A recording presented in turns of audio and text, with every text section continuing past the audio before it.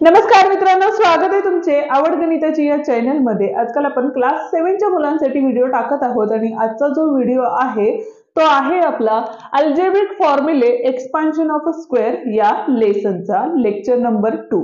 Lecture number 4 जर तुम्हाला बघायचं असेल तर त्याची लिंक डिस्क्रिप्शन मध्ये दिलेली आहे। त्याच पद्धतीने क्लास 7 चे बाकीचेही लेसन आपण आपल्या चॅनलवरती अपलोड केलेले आहेत आणि त्याची जी लिंक आहे ती सुद्धा डिस्क्रिप्शन मध्ये दिलेली आहे, ती तुम्ही बघू शकता।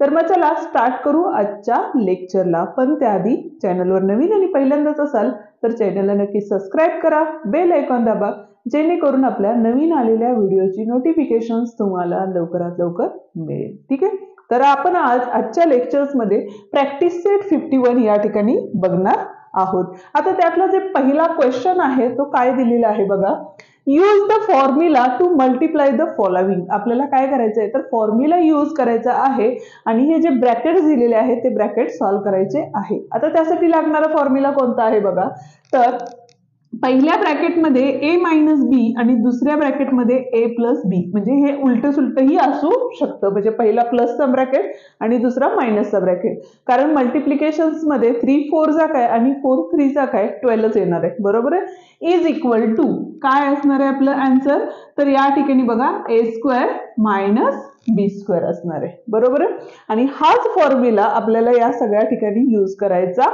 आहे। ठीक आहे, आता या ठिकाणी बघा पहिलं एक्झाम्पल बघितलं तर इथं बघा x प्लस वाय आणि x मायनस वाय आहे। जर ऑब्झर्वेशन केलं तर इथं पहिली टर्म आहे, पहिली टर्म a aच आहे, इथं दुसरी टर्म b b आहे आणि आन्सर आल्यानंतर बघा पहिल्या टर्मचा स्क्वेअर मायनस दुसऱ्या टर्मचा स्क्वेअर या ठिकाणी केलेला आहे।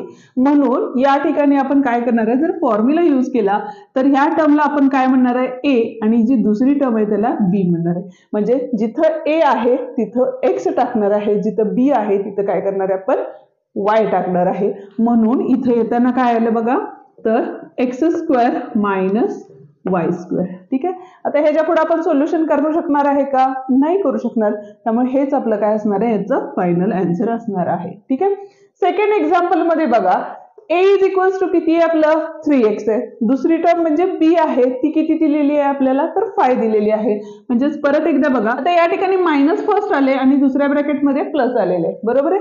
त्याच पद्धतीने इथं बघा प्लस आणि मायनस आलं होतं, त्यामुळे प्लस मायनसचे ब्रॅकेट इकडे तिकडे झाले तरी चालतात, तरी सुद्धा आपल्याला एकच फॉर्म्युला यूज करायचा आहे, तो म्हणजे a square minus B square, म्हणजे पहिल्या टर्मचा स्क्वेअर मायनस दुसऱ्या टर्मचा स्क्वेअर, हे कॉन्स्टंट आहे, बरोबर आहे। म्हणजेच या ठिकाणी काय होणार आहे आपलं, तर 3x चा स्क्वेअर मायनस दुसरी टर्म जी काय होती आपली 5 होती, म्हणून 5 चा स्क्वेअर आला, बरोबर आहे। आता या ठिकाणी बघा 3 चा स्क्वेअर हा किती असतो 9 नंबर आहे, त्यामुळे त्याचा स्क्वेअर केला। इथं व्हेरिएबल आहे, व्हेरिएबलचा स्क्वेअर स्क्वेअरच राहतो, मायनस इथं बघा 5 5 जा 25, म्हणजे 5 चा स्क्वेअर हा 25 असणार आहे। म्हणजे सेकंडचा आन्सर हे काय आलं बघा, 9x square minus 25 is the correct answer. Okay, next one इथं बघा a प्लस 6 a मायनस 6 आहे, त्यामुळे इथं परत एकदा काय होणार आहे आणि याचा आन्सर काय येईल ते तुम्ही मला कमेंट करून सांगा, कारण एक्झाम्पल सोपं आहे आणि त्याचा आन्सर काय येईल ते मला कमेंट मध्ये नक्की सांगा। ठीक आहे, आता बघूया पुढचा फोर्थ वन क्वेश्चन। ठीक आहे, यामध्ये बघा थोडंसं डिनॉमिनेटर न्यूमरेटर मध्ये दिलेले आहे, पण त्यात काहीही वेगळं नाहीये। पहिली टर्म ही काय आहे आपली x अपॉन 5 आहे, त्यामुळे इथं घेताना आपण x upon 5 whole bracket square minus दुसरी टर्म आपली काय आहे तर 6 चा स्क्वेअर आहे। म्हणून आता इथं x चा स्क्वेअर हा काय झाला x स्क्वेअर झाला, 5 चा स्क्वेअर हा किती झाला 25 झाला, मायनस 6 चा स्क्वेअर हा 36, म्हणजे हे असणार आहे आपलं आन्सर। ठीक आहे, सेकंड एक्झाम्पल बघतोय आणि सेकंड एक्झाम्पल मध्ये आपल्याला काय सांगितलेलं आहे बघा, use the formula to find the values. Formula use करायचा आहे या ठिकाणी आपल्याला आणि त्याच्या काय करायचे तर व्हॅल्यूज या ठिकाणी आपल्याला काय करायचे फाइंड आउट करायचे आहेत। म्हणजे जे मगाच्या एक्झाम्पल मध्ये केलं सेम त्याच पद्धतीने करायचंय, पण त्यामध्ये काय होते तर व्हेरिएबल्स होते आणि आता जे एक्झाम्पल दिलेले आहेत त्यामुळे व्हेरिएबल नसून फक्त संख्या म्हणजे नंबर्स दिलेले आहेत आणि त्या नंबरचं कन्व्हर्जन काय करायचं आपल्याला तर फॉर्म्युल्यामध्ये पोस्ट करून घ्यायचं आहे आणि त्याच्यानंतर फॉर्म्युला यूज करून त्याचा आन्सर फाइंड आउट करायचं आहे. ठीक आहे, हे आपण कालच्या व्हिडिओमध्ये पण बघितलं होतं, पण तो दुसरा फॉर्म्युलाशी रिलेटेड एक्झाम्पल्स होते आणि आजचे एक्झाम्पल्स थोडेसे वेगळे आहेत. आपल्याला काय करायचंय, तर हे जे नंबर्स असतात ते नंबर्स ऑब्झर्व करायचे आहेत आणि ऑब्झर्व केल्यानंतर आपल्याला हे लक्षात येतं की तो नंबर कोणत्या संख्येच्या जवळ आहे, म्हणजे त्याला रिलेटेड असणारे झिरोज असतात. जसं की आता इथं बघा 502 498 म्हणजे 500च्या जवळचा हा नंबर आहे आणि शक्यतो असेच नंबर असतात जे बघा 10 100 1000 50 किंवा मग 500 600 म्हणजे 00 लगत असणारे नंबर्स असतात. आता या ठिकाणी या नंबरचं ऑब्झर्वेशन केलं तर या ठिकाणी बघा 502 आणि इथं 498 आहे, म्हणजे 500 मध्ये +2 केले तर आपल्याला 502 मिळतात आणि -2 केलं तर 498 मिळतात. तेच पहिल्यांदा आपल्याला या ठिकाणी लिहून घ्यायचंय. म्हणजे काय लिहिले बघा इथं, तर 500 + 2 आणि इथं काय आले आपले, तर 500 - 2. बरोबर आहे. ह्याची व्हॅल्यू काही चेंज झाली का या ठिकाणी, तर नाही झालेली. बरोबर आहे. म्हणजेच a + b आणि a - b असेल तर आपण काय घेणार आहे, a² - b², म्हणजे पहिल्या टर्मचा स्क्वेअर मायनस दुसऱ्या टर्मचा स्क्वेअर. ठीक आहे, म्हणजेच 500चा स्क्वेअर बघा, 5 चा स्क्वेअर किती असतो, 25 असतो आणि जेवढ्या झिरोज आहेत त्याच्या डबल झिरोज या ठिकाणी आपण लिहायचं. ही सिंपल ट्रिक आहे आपली. बरोबर आहे, म्हणजे प्रत्येक वेळेला मल्टिप्लिकेशन करायची गरज नाही. इथं बघा 1 2 0 1 2 म्हणजे 4 झिरो झाले, मायनस 2 2 किती झाले, 4 झाले. बरोबर आहे. आता दोघांचं सबस्ट्रॅक्शन केलं, आता मला डायरेक्टली माहिती आहे त्यामुळे मी डायरेक्टली लिहू शकतो, कारण इथं 10 मधनं 4 गेले किती राहिले बघा, 6 राहिले. इथला कॅरी आला, इथं 9 आले, इथं कॅरी परत 9 आले, इथं पण 9 आले, इथला कॅरी दिला होता त्यामुळे इथं 4 आले आणि इथं आले 2. जर तुम्हाला डायरेक्टली जमत नसेल तर तुम्ही काय करू शकता, रफ वर्क मध्ये बॅक साईडला सबस्ट्रॅक्शन करू शकता. इथं बघा 10, इथं 10, इथं 10, मग ह्यातले प्रत्येकी आपण 9 9 9 आणि इथं 10 आले, इथं 4 आले, म्हणजे 6 9 9 9 4. बरोबर आहे.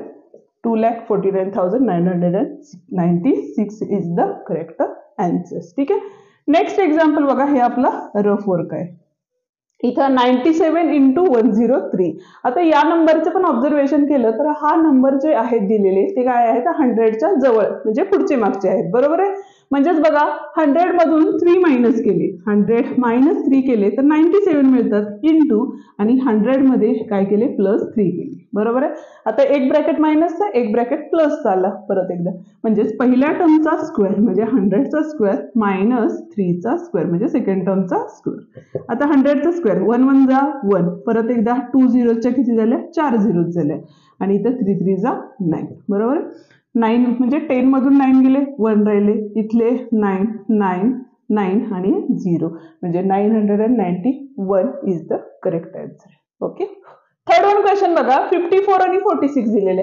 आता 54 म्हणजे काय, 50 + 4 झाले आणि 50 मधून जर 4 मायनस केले तर आपल्याला किती मिळतात, तर 46 मिळतात.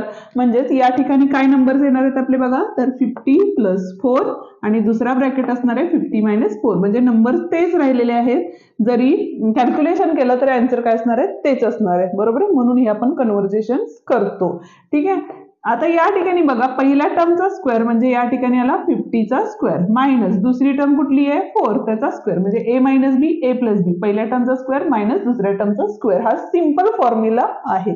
आता इथं बघा 5चा स्क्वेअर 25 आला, इथं 1 0 होता त्यामुळे आपण इथं 2 झिरोज दिले आणि या ठिकाणी 4 4 जा किती आले, 16 आले.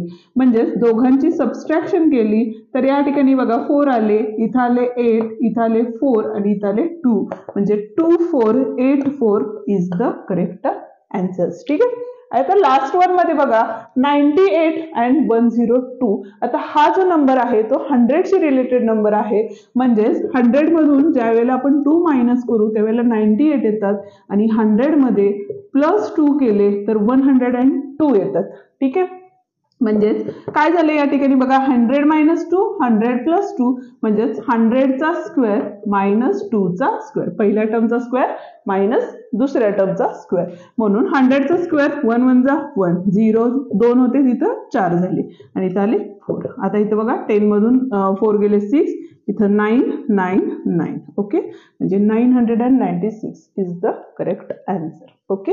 ठिकाणी आपला प्रॅक्टिस सेट संपलेला आहे. व्हिडिओ तुम्हाला कसा वाटला ते मला कमेंट करून नक्की सांगा. व्हिडिओ आवडला तर व्हिडिओला लाईक, शेअर आणि कमेंट करायला विसरू नका. त्याचप्रमाणे चॅनलवर नवीन आणि पहिल्यांदाच असाल तर चॅनलला नक्की सबस्क्राईब करा. बेल आयकॉन दाबा जेणेकरून आपल्या नवीन आलेल्या व्हिडिओची नोटिफिकेशन्स तुम्हाला लवकरात लवकर मिळेल. आता पुन्हा भेटूया पुढचा म्हणजे प्रॅक्टिस सेट 52 मध्ये. तर धन्यवाद.